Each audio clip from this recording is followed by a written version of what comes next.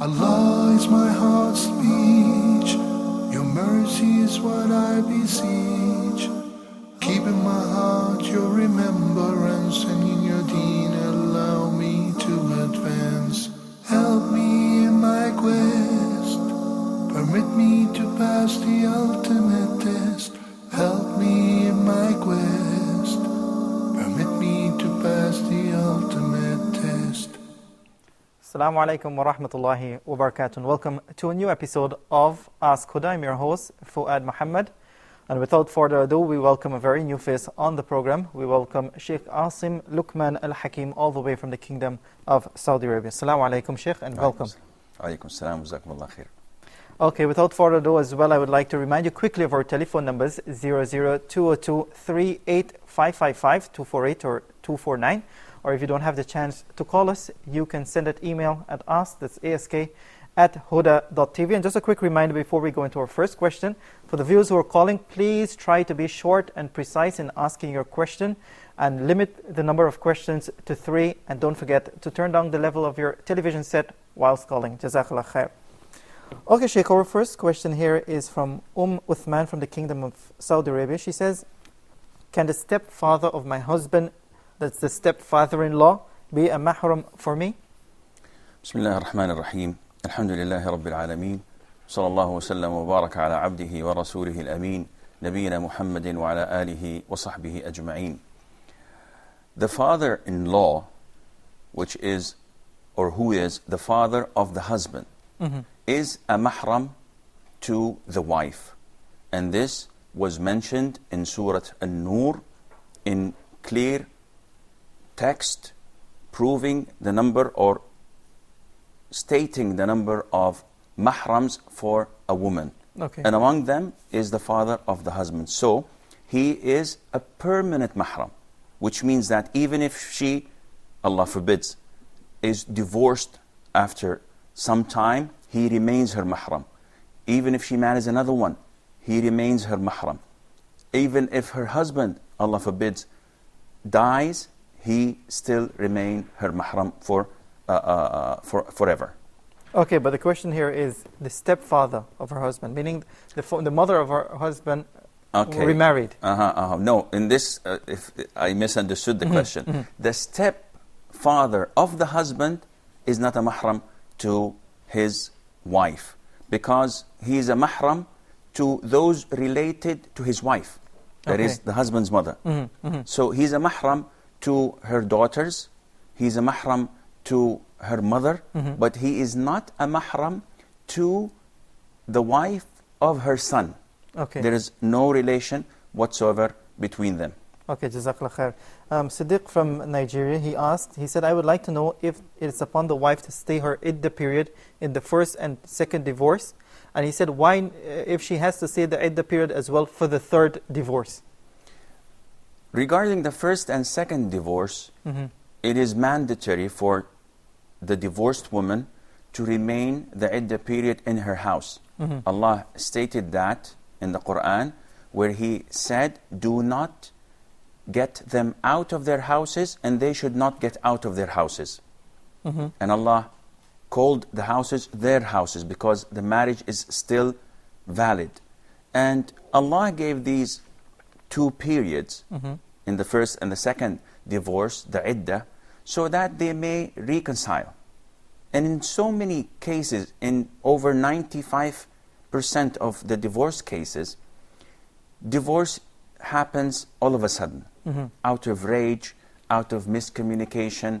And the minute it happens, 10 or 20 minutes later, the man and the wife start to weep and cry, and they try to fix what was broken. Yes. Now, in the case of the first and second divorce, this is possible, because he can get her back into his custody by telling her that, okay, now you're my wife again. She is his wife until the iddah period is over and done.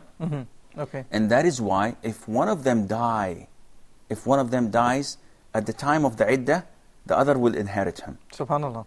But if the third divorce takes place, then she is completely, the minute he utters it, he becomes a stranger to her, and she becomes a stranger to him, there is no relation between them, and they should separate. In this case, she should not stay in the house. She should leave.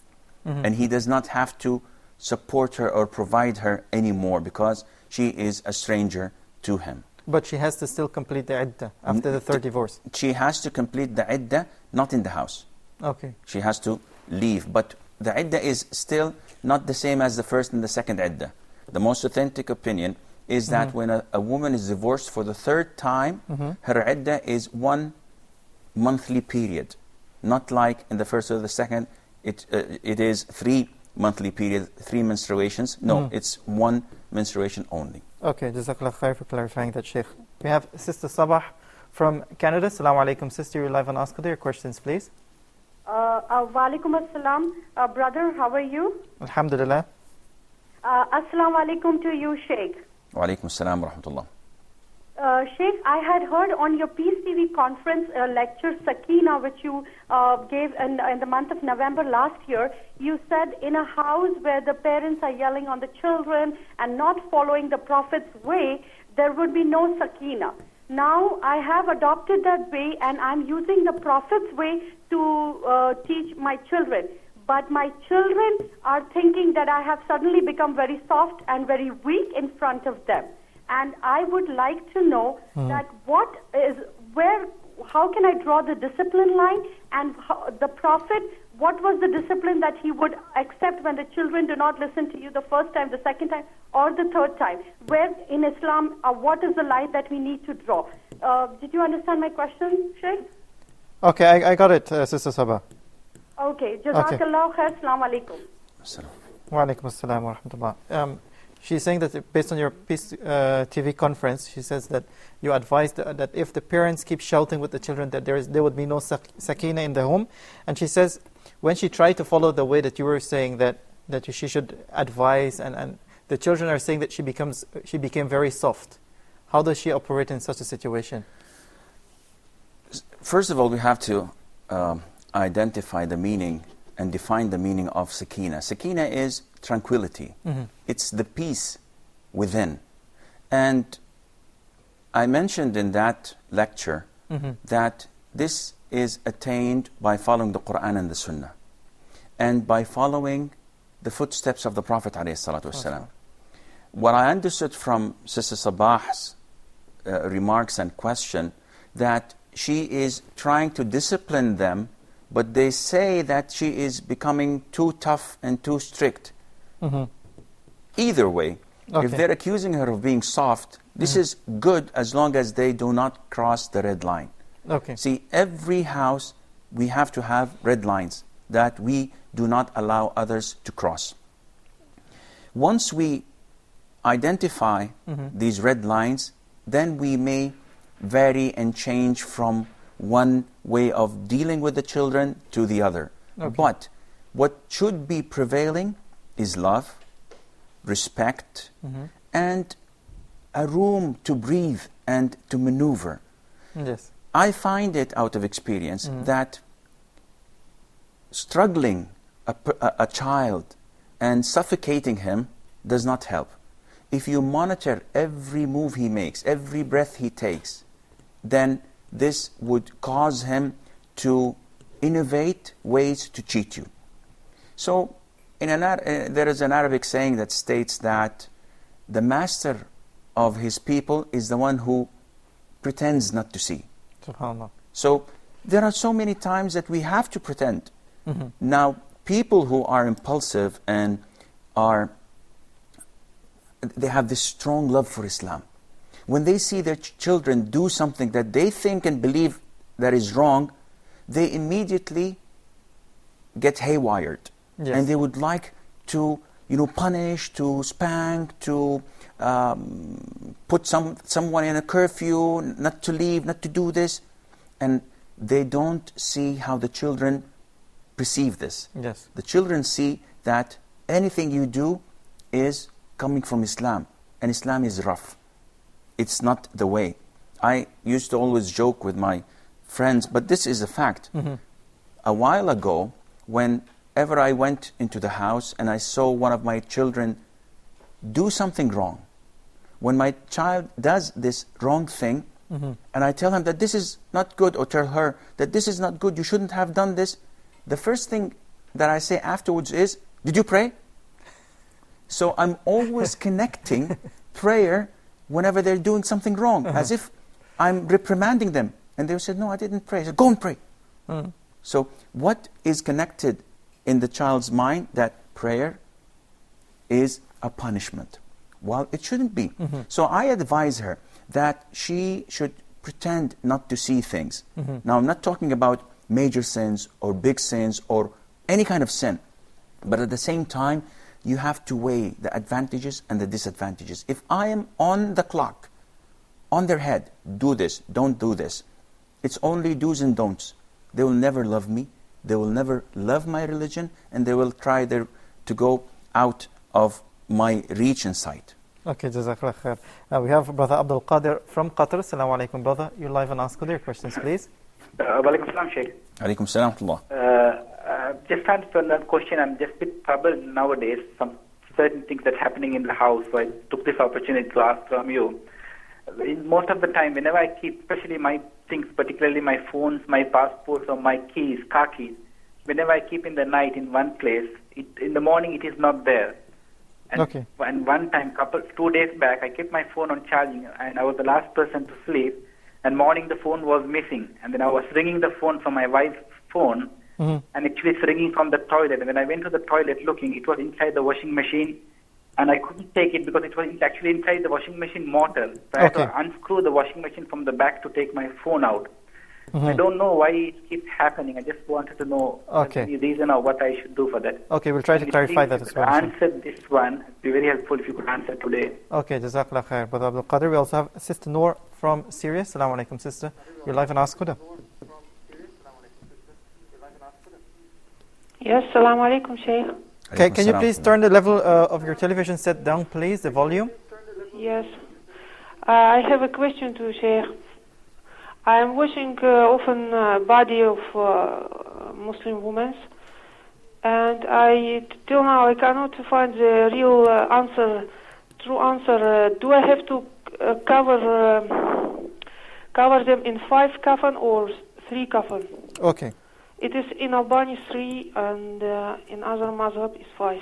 Okay. And second, my question: do I must wash Muslim women's? Is it obligatory to me wash them if they have aqidah of Sufi or? Okay. Jazakallah khair, Sister Noor there from Syria. We have a question. We also have Sister Safiya from Nigeria. Assalamu alaikum, sister. You're live and ask other questions, please. Sister Safiya, are you with us? Okay. Assalamu alaikum. Wa alaikum salam. Go ahead, sister. Hello. Yes, go ahead, please. Okay. I have two questions. One, what is the ruling on a woman who rejects her husband's intimacy over a period of time? Okay. What should the husband do? Okay. And then my second question is, if a lady is unhappy in her marriage and she wants her husband to give her a divorce, Okay. what's the ruling? Okay. Jazakallah khair, Sister Safiya there from Nigeria. We also have Brother Fasih from the Kingdom of Saudi Arabia. Assalamu alaikum, brother. Your life and ask Huda. Walaikum salam. How are you, Sheikh? Go ahead. Hello, can you hear me? Yes, go ahead, please. Yes, my question is, if you apply oil on your hair, then you do wudu. Is your wudu valid? Because oil and water do not mix. It's like a coat on your hair. Okay. My second question is, if you're walking down the streets in India, you find these lot of poor people, and most of them are non-Muslims. Okay. So is it okay for us to make dua for them, their suffering and something like that? Okay. Jazakallah khair. Very important questions there, Brother Fasih. We also have Sister Amina from Nigeria. Sister Amina, assalamu alaikum. You're live on Ask Huda. Your questions, please. Assalamu alaikum, brothers. Alaikum salam. Salam. Two questions. Okay.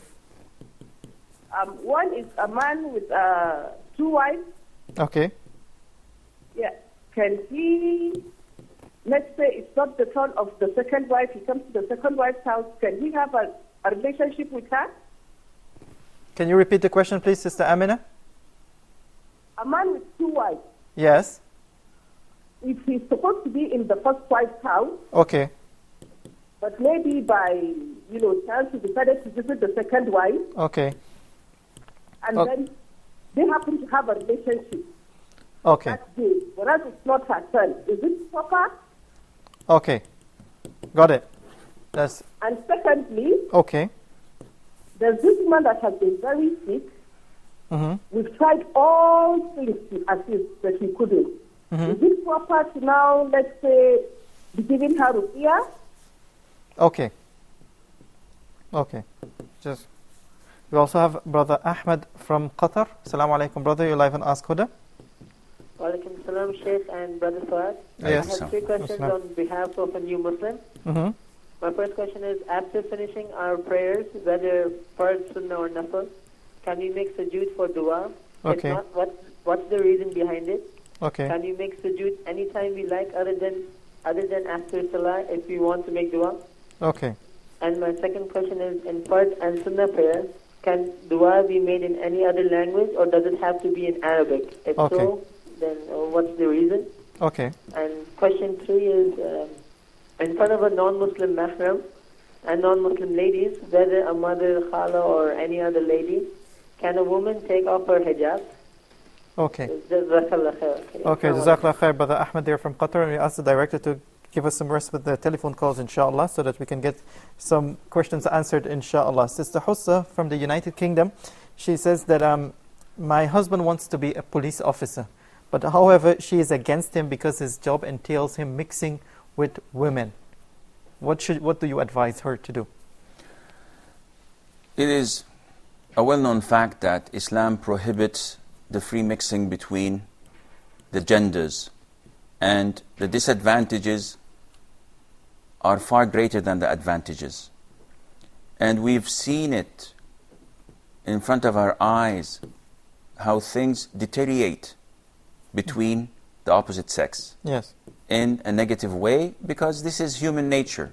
Any man would be attracted to a woman, the suitable one, and any woman would also be the same. Therefore, if it is a free mixing environment and he has to work with the opposite sex, then the answer would be that he should look for another job. Okay, Jazakallah khair. And Sister Yusuf asked, she says she's been in Egypt for 10 years. She and her sister has been in Egypt for 10 years, and their husbands have been back in the United States. They just visit them like once a year or twice a year. And however, their kids are grown now, in the age of 20s, and they are thinking of moving back to America because of the lack of the presence of the father. They want your advice.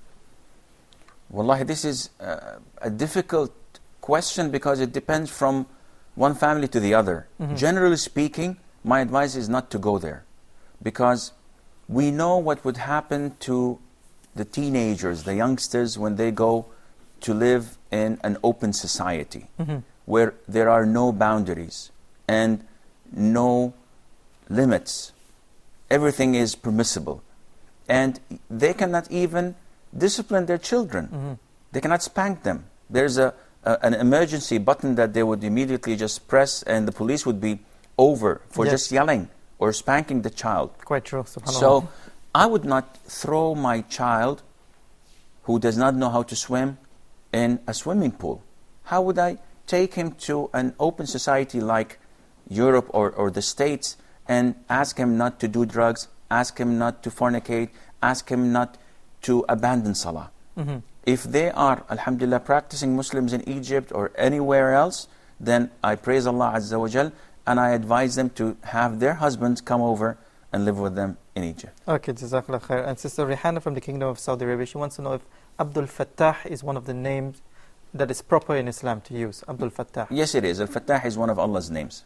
And she says, is there any proper Islamic university for women in Mecca and Medina?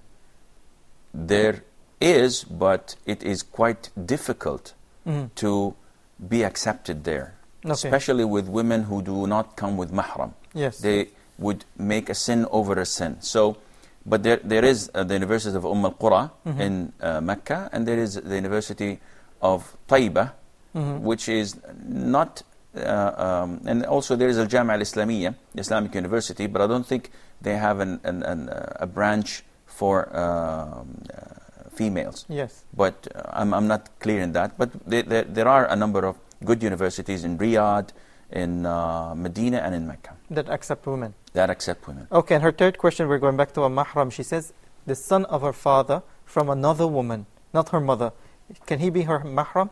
He's her brother. They share the same father, if I understand the question. Yes, yes. He's her brother. Definitely he's her mahram. Even if he did not share the name, if he was her brother from her mother's side, a maternal brother, he is still considered to be a mahram. Okay, and we have another question about migration here, and it's from Mahmoud from Jordan. He says he's Jordanian, his wife is Australian. They lately moved back to Jordan, but they find it a bit frustrating with the system and so forth, because living in the West for quite a while and then moving back to an Arab land, they're finding some difficulties. They want you to advise them what is the best Arab country, Muslim country they can move to in these times. I'm afraid that there isn't any. It's a very big problem with immigration. Unfortunately, we have strong and strange rules that prevent people from living in Muslim countries. Yes. And I've met a lot of people in the West dying to come to Arab countries, Muslim countries, to live and be able to bring up a family in an Islamic way. Yes. And they're unable to do this. So to answer this question, I don't know any country that allows people to come and live other than maybe Morocco, Egypt, Jordan, if we can call these countries to be suitable, though there are lots of things that are not suitable, but at the end of the day, they are the only alternative, and they are the best of the alternatives around. And we have to be fair and when we judge these countries.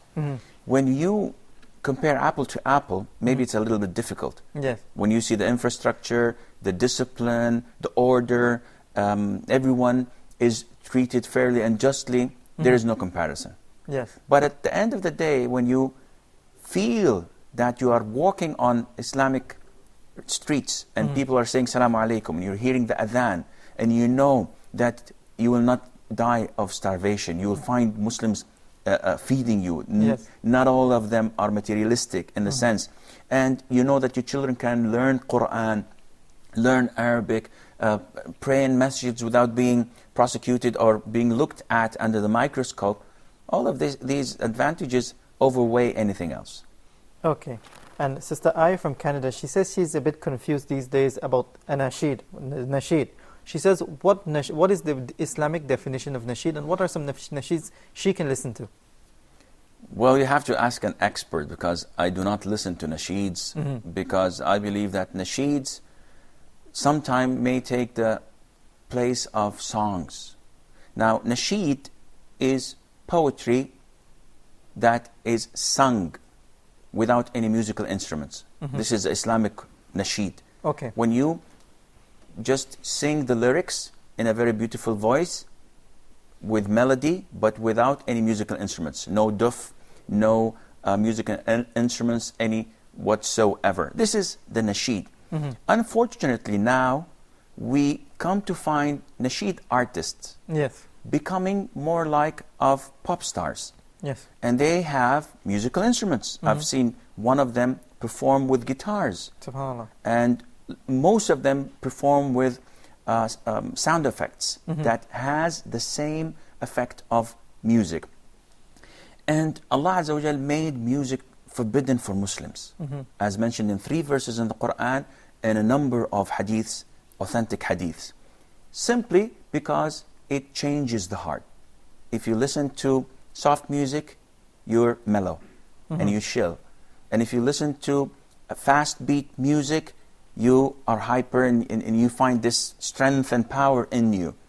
That is why Allah Azza wa Jal, this is one of the reasons that Allah Azza wa Jal made music forbidden, because it calls for things that are not Islamic. Nasheed is taking the same position now. You find a lot of people ignoring the Quran, do not listen to the Quran, and 24/7 they listen to the nasheed in their iPods, in their MP3s, in their cars, in their houses, and they follow these artists wherever they go. And this is not the proper thing that a Muslim does. Because at the end of the day, your heart is what Allah will look at. Yes. So you have to try to purify it, to beautify it with what pleases Allah.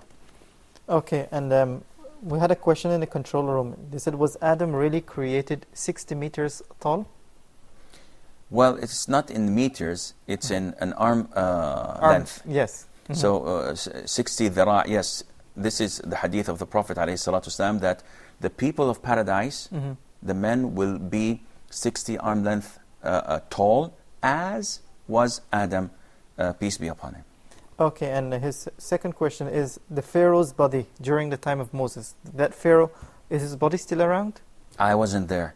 So I believe we know that Allah Azza wa Jal stated in the Quran that we will salvage your body so that it would become a sign to those who come after you. But is it the one in the museums that's roaming the capitals of the world or not? I have no idea. Okay, we have Sister Yasmin from the UAE. Assalamu alaikum. Sister, you're live and ask her your questions, please. Wa alaikum assalam wa rahmatullahi wa barakatuh. Go ahead, Sister. Sheikh Hasim back on Ask Huda. Thank you. Assalamu alaikum, Sheikh. Alaikum salam wa rahmatullah. Sheikh, I want an advice for the ladies who stops giving birth after 3 or 4 children. Like since Rasulullah has advised to marry women who give birth to more children, what is your advice to women like this? Okay. Those women who doesn't have any physical problems or any financial problems, they just want 3 or 4 children maximum. So what is your advice for them? I need Sheikh Hassan's advice. I hope this question will be answered this week. Okay. Jazakallah khair. Assalamu alaikum. Wa alaikum salam. That's Sister Yasmin there from the UAE. Brother Ahmed from Bahrain, he says he has a female cousin in the United States of America, but her parents are living in another country. She wants to know her rights on her husband in terms of visiting the parents. And if there is a right, how often should he allow her to visit her parents? Her first obligations are to her husband. So she has to clear this with her husband. If he allows her to go, she has to go. How frequent? It depends on how frequent her husband allows her. She should be as kind, tolerant, and connecting with her parents as we know their parents, which means that they have few years, maybe few months, maybe few days left. So we should do our best to seek their pleasure and to satisfy them in all means we can. But having said that, her main obligation is towards her husband. So she should be kind to him and ask him to allow her to see them. If he allows her to go once a year, alhamdulillah, especially if they're in another country. If he allows her to go more than that, this raises question marks, maybe he's getting married again. So she should be careful. But she should not nag him. She should not make his life miserable for refusing. Even if he refuses that she goes there once every 5 or 6 years. This is his God-given right. She has to obey him, and she has to know that Allah will reward her for her obedience, inshallah. Okay, and his second question, he said, the 4 sunnah rak'ahs before Salatul Dhuhr, how do we pray it? 2 and 2 or 4 altogether? There are a number of hadiths governing this issue, and alhamdulillah, all these hadiths are correct. So if you pray 4 with 1 salam, this is valid. And if you pray 2, offer salam, and then 2, offer salam, this is also valid. I personally would prefer the latter, because if you pray 2 rak'ahs and offer salam, and then pray 2 rak'ahs and offer salam, no one on earth would say that you've done something wrong.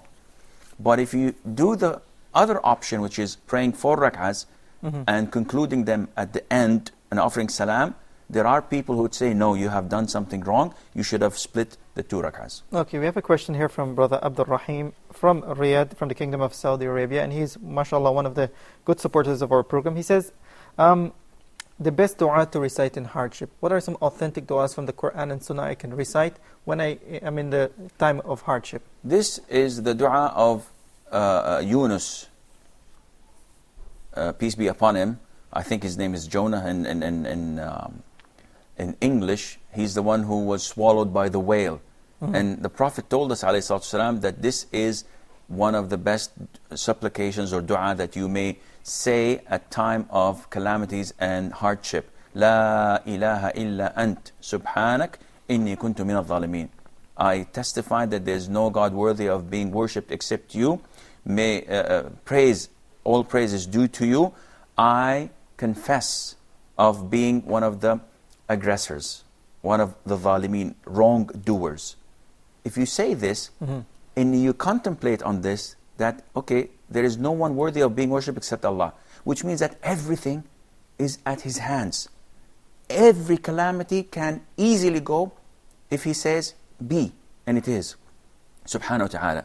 So you praise Him and say, Subhanak, and then you confess that, why would it go if I am among the wrongdoers? I deserve this. So you're humble, you're humiliating yourself to Allah Azza wa Jal, but at the same time, you are urging Him to relieve what you are suffering from. If you do this and contemplate, inshallah, the calamities and the hardship would go away. Okay, Jazakallah khair, Sheikh. We'll take a short break here on Ask Huda, and we'll be back right after this. Assalamu alaikum wa rahmatullahi wa barakatuh.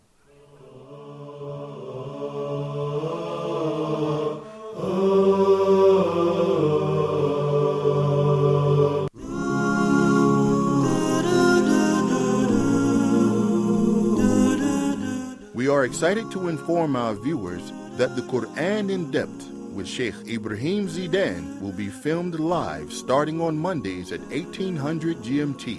Allah subhanahu wa ta'ala says about the Quran, وَنُنَزِّلُ مِنَ الْقُرْآنِ مَا هُوَ شِفَاءٌ وَرَحْمَةٌ لِلْمُؤْمِنِينَ. That we reveal from the Quran what is cure and mercy to the believers. So the Quran is the cure. Cure physically to the diseases physically in the body and in the heart. We were ordered to recite Surah Al-Fatiha in every time we stand in the Salah. Pillar of the Salah. We need to change our life according to what Allah subhanahu wa ta'ala wants from us, according to this book. As the Prophet sallallahu alayhi wa sallam said, that the Quran is the thing between us and Allah subhanahu wa ta'ala. Whoever holds fast to it, he would never be led astray. We will take your calls and answer any questions you may have, as well as help you in your journey to understand the Quran properly. We hope you will join Huda TV and Sheikh Ibrahim Zidan every Monday from 1800 GMT until 1900 GMT for the Quran in Depth.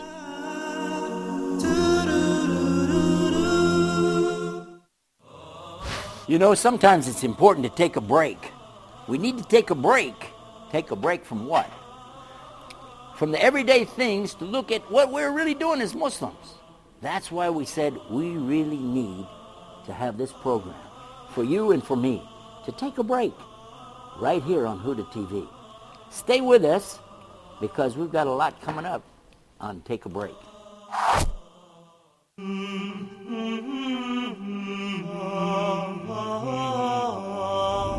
say that the translation has been indirectly influenced with the Israelite narrative. We haven't faced any problems in our preparations. We can't call it the wise Hajj. In Egypt, you have a huge amount of initiative going on in terms of developing qualifications in different parts of the system. Reading helps you gain knowledge, but saving the net doesn't help you at all. They are all welcome to participate in the discussion and the debate about the development of qualifications. What types of books our children do or should read? Join me for further discussion of Focus Point.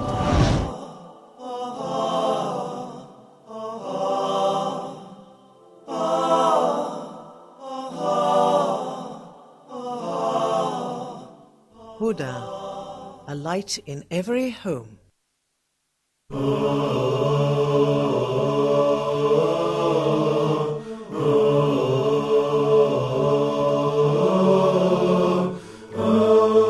Assalamu alaikum wa rahmatullahi wa barakatuh. Welcome back. You're watching Ask Huda. Quick reminder of our telephone numbers 00-202-38555, 248 or 249, and our email ask, that's ask@huda.tv. Sheikh Asim Ahmed's last question, he says, if we miss the sunnah of Salat al-Dhuhr, for example, can we pray the sunnah after the fart? If the reason that it was missed was legitimate, the answer is yes. But if it was not a legitimate reason, he just simply was lazy. And then he wants to pray it in a different time, which was prescribed for us, the answer would be no. And this is a general rule. If someone misses a prayer because of a legitimate reason, then he may pray it, and if not, then the time of this prayer has gone and he cannot pray it. Okay, we have some important questions from today, but needs to be answered quickly. Sister Noor from Syria, she says she's about to wash the body of a Muslim woman, and she wants to know if she has to cover her 3 times or 5 times, wrapping her 3 times or 5 times. If 3 times does the job and it covers the body properly, then this is okay. 5 times is more, and this is not recommended for men, but if she needs to be wrapped in 2 more shrouds, then inshallah there's nothing wrong in that. And she asked her, she says, is it upon her to wash the body of a Muslim woman at the time of her death? And she says, like the other sects that they do bid'ah, is it upon her to wash those bodies as well? Bid'ah, which is innovation. Yes. Innovation is divided into 2 types. One that nullifies Islam. So a Qadiani, a Baha'i, all of these are not Muslims. So if someone comes with this creed or this belief, this is an innovation that nullifies Islam, we do not wash them. We do not treat them as Muslims at all. So she has to look at the innovation. If they're, softcore Sufis, or they are Muslims, but they have different practices than us, but they still believe in Allah, in the Prophet ﷺ. They don't have anything that nullifies their Islam. Yes, she has to wash them and treat them as a Muslim. Okay, and Sister Yasmin from the UAE, she says, what is your advice to sisters who want to stop having babies after 3 or 4 children? She says they have no physical complaint, no financial complaint. What is your advice to them? This goes against the Sunnah, definitely. The Prophet said, alayhi salatu wasalam, do marry the woman who is kind to her husband and who reproduces. Because I will show off, I will boast the other prophets on the Day of Judgment with my followers. So it is part of the Sunnah to have children, as many as you can.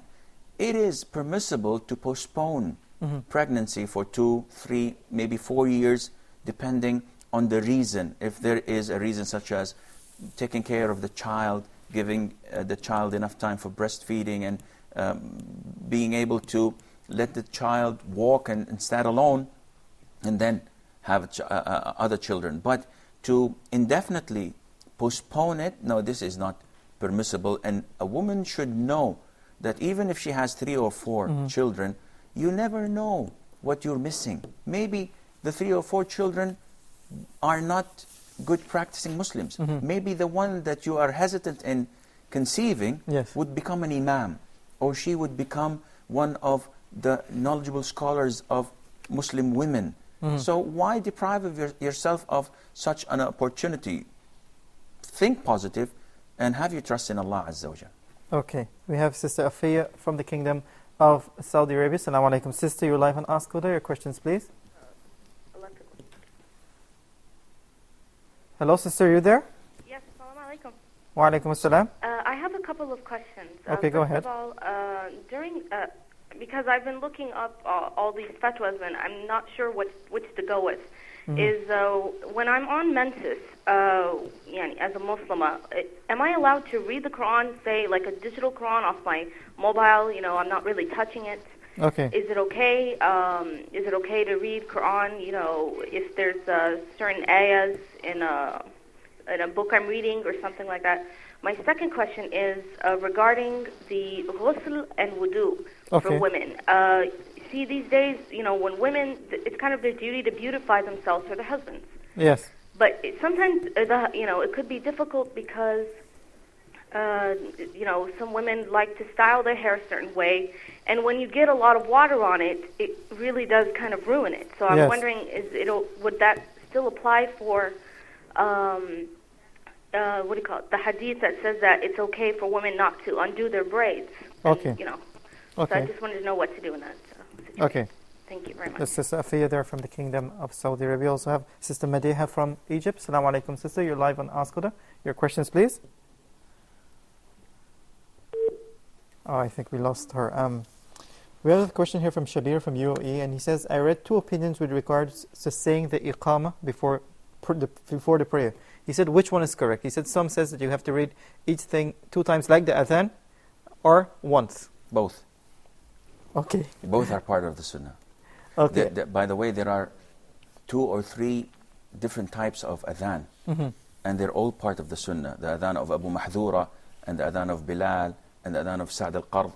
They are all different. Imam Malik's adhan is different than Imam Shafi'i. There are 2 sentences more with Shafi'i, and 17 of them with Malik, and 15 with Ahmad bin Hanbal, which is the adhan of Bilal, and they're all authentic. So, alhamdulillah, it's a great opportunity to know the variations and to accept them all. Okay, we have a question here from Brother Abdul Qadir from Qatar, and he says, something weird is happening in his home. He says that every time he places his passport, his keys, his mobile, and in one area, he finds him in another area in the morning. And he says he's sure that he's the last person who sleeps in the home. How can we explain this as Muslims? Well, I've met a number of such incidents, and the only justification would be that jinn are tampering with his things in the home. And we as Muslims believe in jinn, but we do not fear them. And this is very important. We do not fear the jinn, because they are afraid of us. And the minute we are intimidated but with what they do, they are much stronger, and they feel that they can control us even more, so they intimidate us more and more.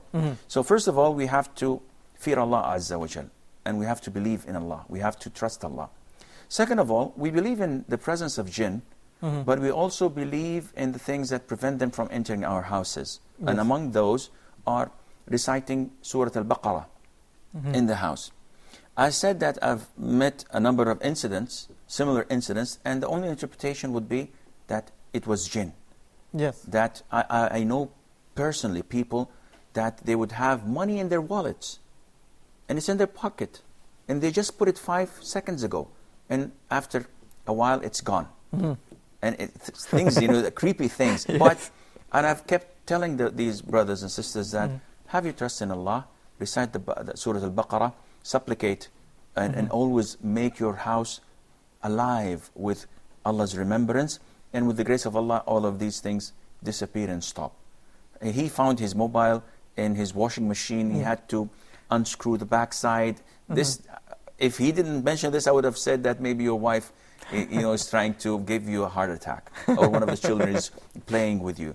But it so appears, wallahu alam, it's the jinn. Have no problem in them. Seek Allah's help in this. When you supplicate, when you prostrate to Allah at the last third of night, raise your hands and ask Allah to clear your house from their influence, and have your trust in Allah, and Allah Azza wa Jal will cure these symptoms. Inshallah, Jazakallah khair. We have Sister Samiha from Morocco. Assalamu alaikum, sister. You're live on Ask Huda. Your questions, please. Alaikum salam. Can I ask the Sheikh, please? Yes, go ahead, please. Please, I'm married, and my husband, he is in Australia, and I just want to know for how long the husband should be away from his wife. Okay. Is it, as I know, for more than 4 months or less than 4 months? Okay. I don't know the answer for this question. Okay. Jazakallah khair, Sister. Thank you. Thank you so much. Okay. Sister Samiha there from Morocco. Let's take her question right away. She says she wants to know how long the wife has to be away from the husband. Is there a limited period to 4 months or 6 months? I'll answer this question, but I'm afraid that the other brothers and sisters would sue us for not answering Inshallah, their questions. we'll try to cover all of it, inshallah. Regarding the time or period that a man can stay away from his wife, this is not mentioned in the Quran or in the Sunnah. So it is dependent on the agreement between the two. And there is a narration where Umar, may Allah be pleased with him, went to his wife Hafsa when he heard some disturbing poetry from a woman whose husband has left, and she was complaining of being alone at the night, and because of the fear of Allah, she is alone. Otherwise, she would have called a companion to do whatever. So he was petrified, and he went to Hafsa and asked her, how long would a woman be or tolerate her husband's absence? And she said something like 4 months time. So he wrote to all of his soldiers and all of his armies that no one should stay away from his base for more than 4 months. SubhanAllah. But this is ijtihad from Umar. Now, if the husband is away because of work, like most expats, yes, they're not there for the fun of it. They don't enjoy being away. But they are there for one reason and one reason alone, and that is to put bread on the table. So if they are traveling away from their wives, and they have an agreement that I'll go for 1 year. I can't have except 1 month per year. And she is capable of coping with this, alhamdulillah. If she's not, if she is afraid that if he goes for more than 3 months, shaitan is there, and she's weak, and she is vulnerable, she will go to the wrong path, and in this case, they cannot be separated. He has to come back. Okay. And if he refuses, she has the right to seek for separation. Okay, so Sophia from Nigeria, she says, what's the ruling for the woman who rejects having an intimate relationship with her husband?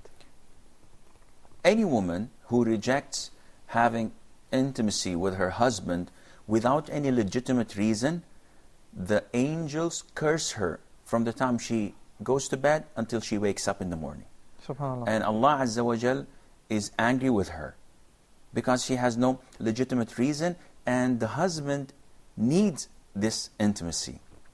He is exposed to so many things when he goes out in the street, in the market, at the workplace, and so many fitnas around, calling him, luring him to sin. So he has to discharge, and he has to have the comfort and the love of his wife. And if he's unable to have this, the reason is this wife who is refusing without any legitimate reason. So she is sinful, she is cursed by the angels, and Allah Azza wa Jalla is not pleased with her. Okay, and her second question, if a woman is unhappy in her marriage and she wants a divorce, is this a sin for her to ask for a divorce? It is forbidden to ask for a divorce without a legitimate reason. But if life cannot go on, she hates his guts. She cannot bear the look of him. She cannot bear his smell, for example, or he's stingy, or he abuses her, or he mistreats her. No, these are all legitimate reasons. She can easily file for divorce, and she's not sinful for that. But if she just doesn't want him, why? He does everything he can for her, and he's a good person. She doesn't want him. She just wants someone else. She wants to change a husband for a change. This is 2001 model. She wants something like 2010. And in this case, no, this is not permissible. Okay, and Brother Fasih says that when we wear oil on our hair and we make the masah in wudu, what's the ruling? Does it occur, or we have to take off the oil? And if you read the verse in Surah Al-Ma'idah that deals with wudu, with ablution, you'll find that Allah mentioned washing the arms until the elbows. Allah, first of all, mentioned washing the face, and then the arms till the elbows, and then He said wiping over the head, and then washing the feet. So the head is not to be washed, it's to be wiped over, which means that it is lesser in degree than the other 3 limbs.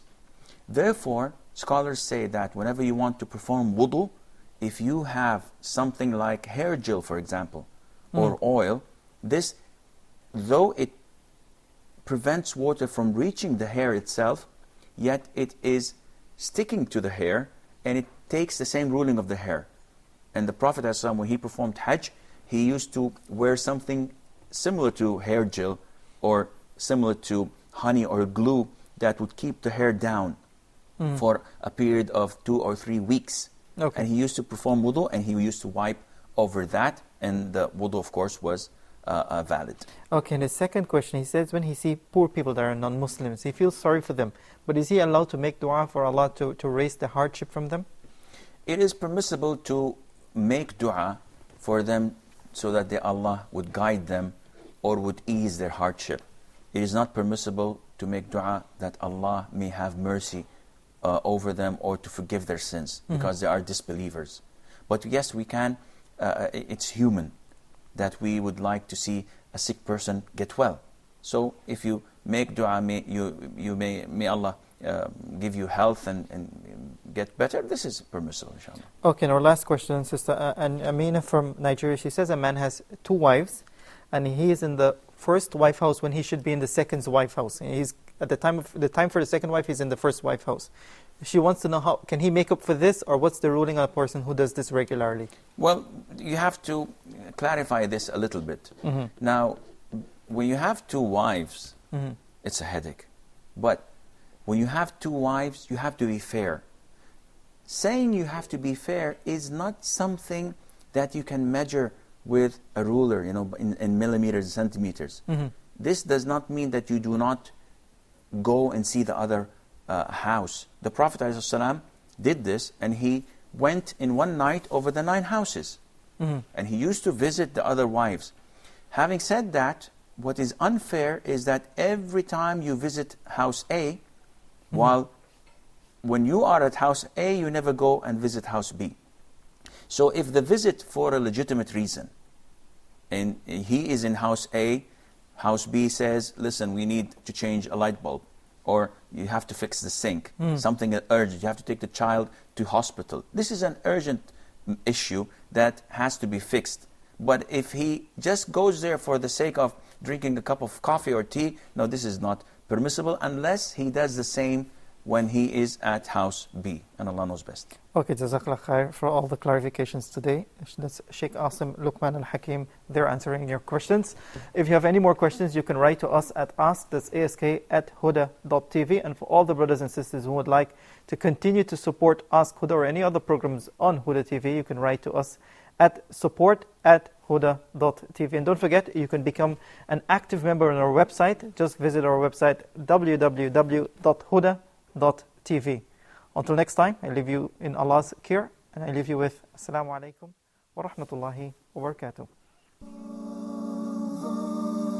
If my love is attached to thee, then from sins I will be free. Each time my heart will beat, your name will resound with heat. Allah is my heart's speech, your mercy is what I beseech. Keep in my heart your remembrance, and in your deen allow me to advance. Help me in my quest, permit me to pass the ultimate test. Help me in my quest, permit me to pass the ultimate test. Help me in my quest, permit me to pass the ultimate test. Help me in my quest.